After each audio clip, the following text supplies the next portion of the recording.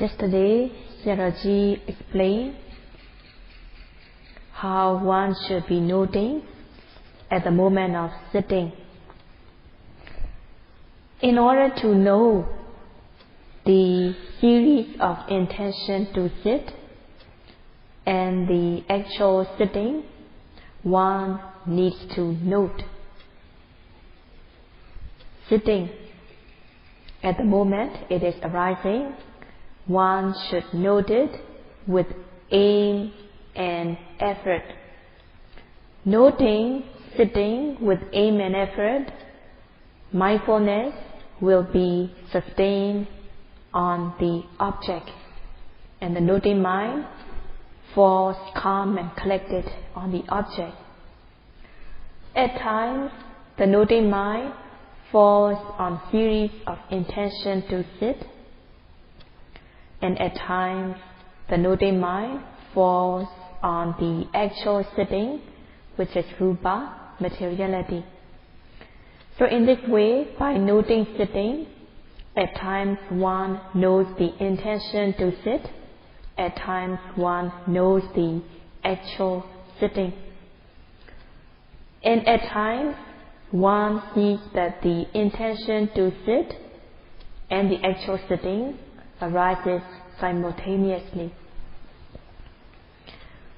What is really present at the moment of sitting is the Dhamma, mentality, and rupa, materiality. In order to discern the cause and effect relationship, one needs to note it at the time of arising. By noting at the moment of sitting, one comes to understand that the intention to sit is the cause, which is Dhamma, mentality, and the actual sitting down is rupa, materiality, which is the effect. In order to know mind and matter, cause and effect, one needs to be mindful every time one sits, every time one stands, every time one bends, stretches, every time one turns, every time one lifts, moves, drops. Even the smallest minute activities, such as opening and closing of the eyes and blinking, should be done mindfully. Also, when one wants to move one's fingers, there is the intention to move. Because of the intention to move, the air in the finger pervades the finger and the movement takes place. So one discerns this way by being mindful at the moment of moving one's finger. Sayadaw gives an example. When one switches on the light, then the electricity flows through the wire and then the light is turned on. In the same way, when there is intention to move, the air element that is produced by the intention pervades throughout the finger, which causes the movement of the finger.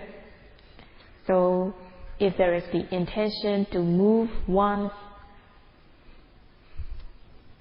big finger, then there will be movement of the big finger, and so on. So in Abhidhamma, it is called Cittasa, Rupa, mind made corporeality, mind produced materiality. So due to the intention, the air element that is produced by the intention pervades in the finger, and the finger moves. So in order to know in this way, one should note at the moment of moving, and one should note with aim and effort one should not be noting in a haphazard manner or easygoing manner, but one should note diligently with aim and effort. If one's noting is haphazard, one will not know the intention. One will not know the intention, which is Dhamma, mentality, which is the cause. Due to the intention, the movement takes place. And in order to know thus, one needs to be mindful at the moment of moving. If one does not know properly, one will not know it. Even though one knows, it will be just knowing roughly, but not in detail. In order to see things in detail, one needs to know the object with sustained mindfulness at the moment the object is arising, so that one comes to know segment by segment, layer by layer of the object. When one knows the intention, one knows Dhamma, mentality, which is the cause, which is Dukkha Sacca, the truth of suffering. When one comes to discern the actual movement, it is Rupa, materiality, which is the effect, which is also Dukkha Sacca, the truth of suffering. One should note with aim and effort so that one's noting mind will be concurrent with the object. When the noting mind is concurrent with the object, when the noting is effective, one removes tinamita, sloth and torpor. Having sloth and torpor, one does not want to exert effort in the practice. One wants to withdraw from the practice. One feels exhausted, wanting to take easy in the practice. But by noting the object with aim and effort, such kind of tinamita, sloth and torpor has no chance to arise. And one should aim one's noting mind towards the object. Noting the object with aim and effort, there will be patipakha vidamana. One will be destroying opposite mental states. One will be destroying defilement. One should also note the object with ardent effort. One should assert ardent effort. Asserting ardent effort, laziness has no chance to arise. Not applying effort, there can be laziness. One will not be eager or diligent in the practice which can uplift one's life. In this way, there can be laziness, sluggishness. Laziness is called kosaja because it is disgusting. Applying ardent effort in the practice, kosaja, laziness, cannot arise, and thus ardent effort overwhelms laziness. So it will be patipakha vidamana, destroying laziness by asserting effort in the practice. When one notes the object with aim and effort, the noting mind will be sustained on the object. The noting will be effective. Due to vichara, sustained application, the noting mind rubs onto the object. It is viriya, effort, which propels the noting mind towards the object so that the noting mind reaches the object of meditation, and due to vichara, sustained application, the noting mind rubs onto the object. Noting the object with aim and effort, the mind will not slip away, the mind will not be deviated, but the noting mind will hit the target, the object of meditation. At times, the noting mind falls on the intention to sit. At times, the noting mind falls on actual sitting. Noting with aim and effort, the noting will be effective. There will be certainty about the object, discerning the object clearly. And one sees that the intention to sit and the actual sitting arises simultaneously.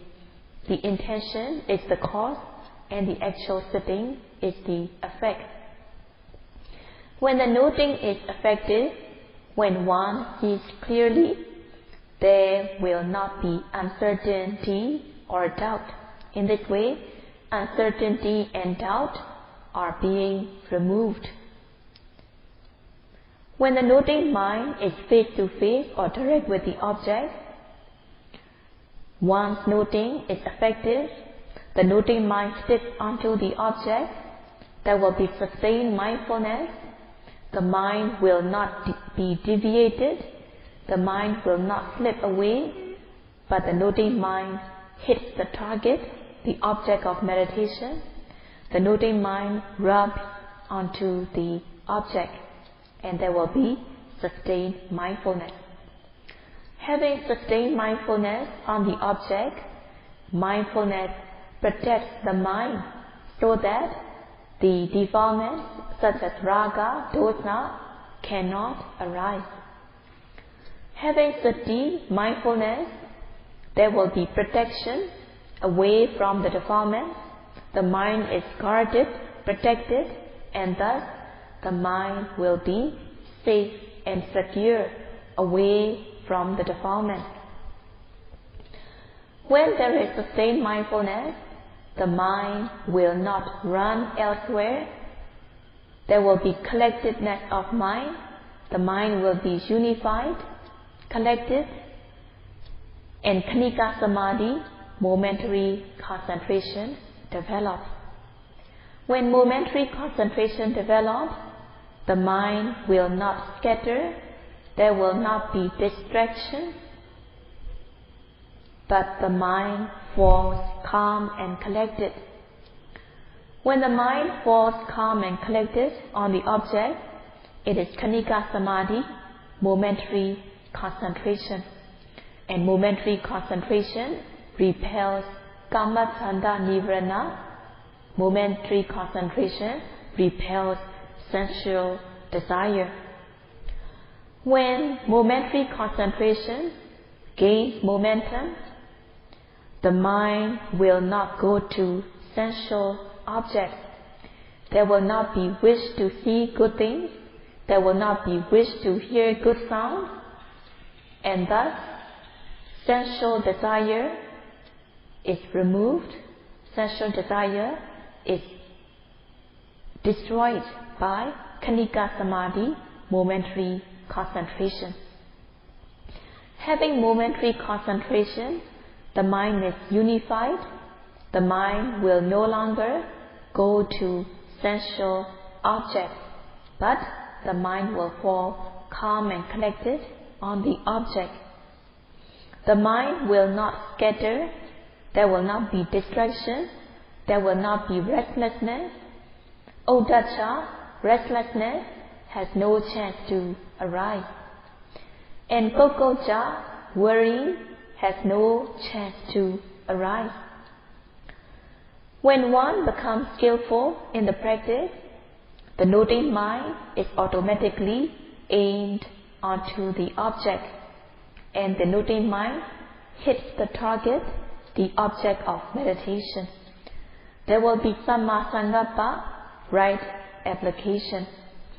When the noting mind falls on intention to sit, one understands, one discerns Nama, mentality, which is the cause, which is Dukkha Sajja, the truth of suffering. When the noting mind falls on the actual sitting, one discerns Rupa, materiality, which is the effect. In this way, one discerns cause and effect. Discerning cause and effect, one is removing avijja, ignorance. Not knowing, knowing wrongly will be dispelled. So in this way, when one discerns, avijja, ignorance is destroyed, ignorance is removed. And by noting continuously, one is removing opposite mental states, one is removing defilement continuously for 60 moments when one is mindful for 1 minute. In this way, one is cultivating, developing one's mind. One should initiate the wholesome mind, and one should keep on developing, cultivating, so that the mind becomes cultivated, developed, increased. The mind will become from small to big, from tender to ripe, from less to many, and there will be development of the mind again and again, continuously developed. So the bhavana mind becomes stronger and stronger. The stronger the bhavana mind is, the more one can destroy the opposite mental states. Patipakha vidamana, removal of the opposite mental state, is connected with samma patipatti. It is connected with the systematic practice. It is that samma patipatti patipada, meaning removal of the defilement, is connected with practicing systematically. By practicing systematically, one can remove the opposite mental states. So that's why it is said that removal of the opposite mental states is connected, associated with the systematic practice. So one should be noting every single second continuously, so that there will be continuous removal of the defilement. The mind, the noting mind and the object should be connected. The noting should be continuous, and one discerns mind and matter, cause and effect. Patipakha vidamana, the removal of the defilement, is connected, associated with the systematic practice. In order to destroy the defilement, in order to destroy the opposite mental state, one should practice systematically according to the guidance and instruction. So it means that when one practices haphazardly, negligently, one cannot remove the opposite mental state. Practicing haphazardly in an easygoing manner, there will be defilements arising. The mind can go on to sensual objects, not wanting to exert effort in the practice, taking easy in the practice, being sluggish, lazy in the practice. There will be lack of mindfulness.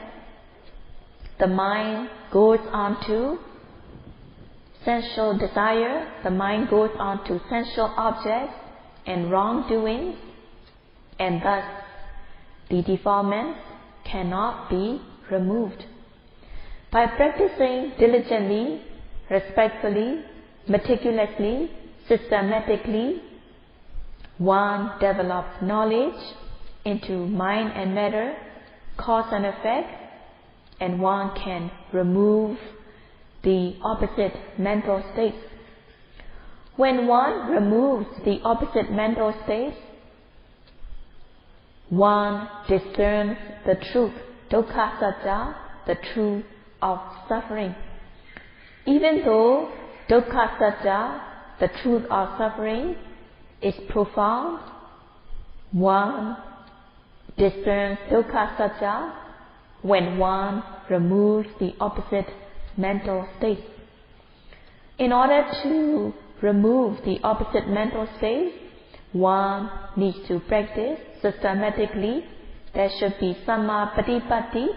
One should practice systematically to remove the opposite mental states. And in order to gain these benefits, one should practice respectfully, meticulously, systematically, so that one can gain such benefits. So the example of sitting down explains that nama, the intention, is the cause, and the actual sitting, rupa, materiality, is the effect. So this example shows that the nama, mentality, causes rupa, materiality. There are other examples where the rupa, materiality, being the cause, and nama, mentality, which is the effect. So in one's body, in oneself, there are nama, rupa, mind and matter arising as cause and effect. There are many examples, but in order to explain to the yogis so that they will understand, Sayadaw will not be explaining in a lengthy way. When one is noting rising and falling of the abdomen as the primary object, when one's noting becomes strong, at times one sees that the falling of the abdomen disappears. Falling is no longer obvious. Rising and falling is connected with breathing in and breathing out. Normally, breathing is rough, and especially when one climbs up to a higher place, or when one is doing exercise, the breathing is rough. But during the practice, when one is practicing, the breathing becomes more and more subtle. At the stage of Sattota jhana, at the stage of fourth absorption, there is no breathing. So yogis will understand when they practice about this breath getting more and more subtle. So rising and falling is connected with breathing in and breathing out. When breathing becomes subtle, rising and falling also becomes subtle. When one is noting rising and falling, the noting mind is concurrent with the rising falling, because the rising fallings are obvious. One can note it concurrently without much effort. After some time, the rising falling becomes subtle as the breathing becomes subtle. When breathing becomes subtle, rising falling becomes subtle, and at times falling of the abdomen no longer arises. So when the breathing out is subtle, the falling of the abdomen also becomes subtle. and at times it seems that there is no falling. When there is no falling of the abdomen, the noting mind that notes the falling does not arise. So in this way, only when the object is present, the noting mind that notes the object will arise. So in this case, when there was falling, the noting mind that notes the falling takes place. When the falling of the abdomen disappears, then the noting mind that knows the falling will not take place. So that's why Buddha said, if there is the cause, there will be the effect. If the cause disappears, if there is no cause, the effect will not take place. So when noting rising and falling of the abdomen, rising of the abdomen is materiality, which is the cause. The noting mind that knows the rising of the abdomen, it is Nama, mentality, which is the effect. Falling of the abdomen, it is the cause, which is materiality. The noting mind that knows the falling is the Nama, mentality, which is the effect. So when falling disappears, the noting mind that knows the falling will not take place. So in this way, when the cause does not take place, the effect does not take place. When there is no rising, the noting mind that knows the rising will not take place. Because there is no cause, the effect cannot take place. And when falling disappears, the noting mind that knows the falling does not arise. There is the mind, but the noting mind knows the void, that there is no falling of the abdomen. So in this way, when the cause does not arise, the effect also does not arise. When 6 kinds of objects come into contact at the 6th sense door, there will be 6 kinds of consciousness, 6 kinds of contact, and 6 kinds of feeling. In order to explain, Sayadaw gives the example of hearing.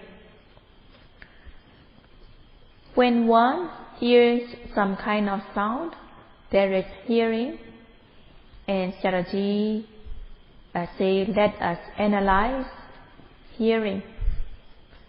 So in hearing, there is the ear sensitivity. Ear sensitivity is the receptor, which is rupa, materiality. And the sound waves that strike the ear base, these sound waves are the striker element, which is rupa, materiality. So when the sound wave strikes the ear base, there is hearing consciousness.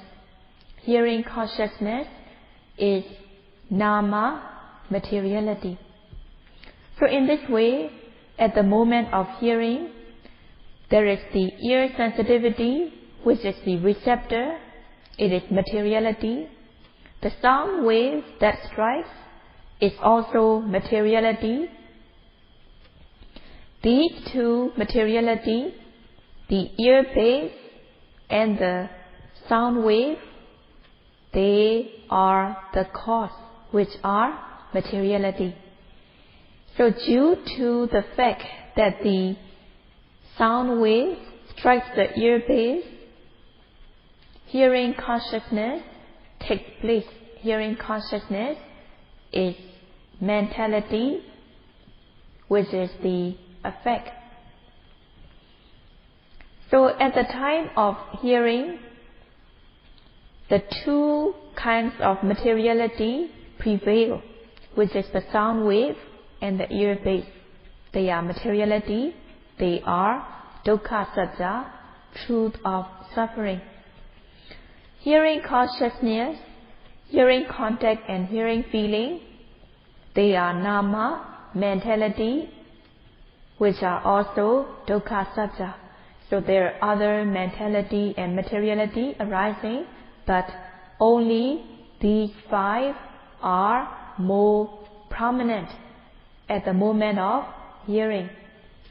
So at the moment of hearing, the two materiality that prevails is the ear base and the sound wave, and they are materiality, which are Dukkha Sacca.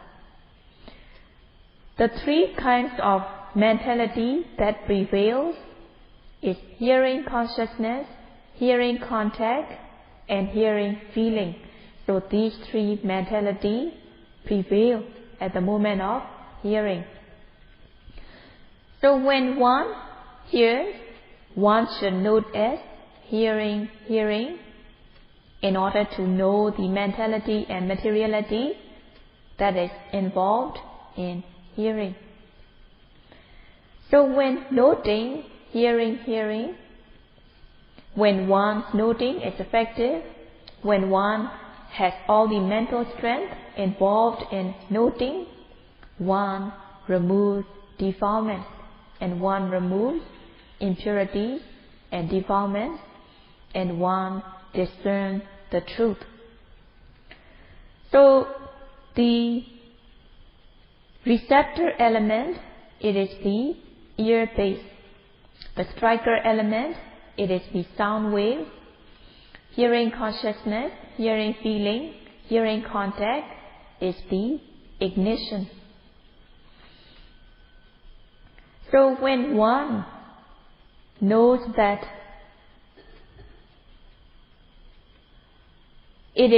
when one knows that it is the place where the sound and the hearing is connected, knowing thus, one discerns the ear base, which is the receptor. And when one knows that it is something that is striking in the ear, or it is something that is heard, or it is something which is the object of hearing consciousness, by knowing thus, one comes to discern the sound wave, which is the striker. When one knows that there is hearing based on this, or it is just mere hearing, one comes to know hearing consciousness. When one understands that the ear base, the sound and the consciousness coming into contact, or when one knows that the ear, the sound and the consciousness coming into contact, then one is discerning contact phassa. When one experiences good or bad feeling connected with the hearing, one discerns hearing feeling, the Vedana. So in this way, at the moment of hearing, hearing consciousness, hearing contact and hearing feeling, these three mentalities prevail. So at the moment of hearing, it is not possible to just note the striker itself. It is not possible to just note the receptor itself. It is not easy, it is not possible to just note the hearing consciousness, hearing contact or hearing feeling alone, but at the moment of hearing, one should note as a whole, just generally as hearing, hearing.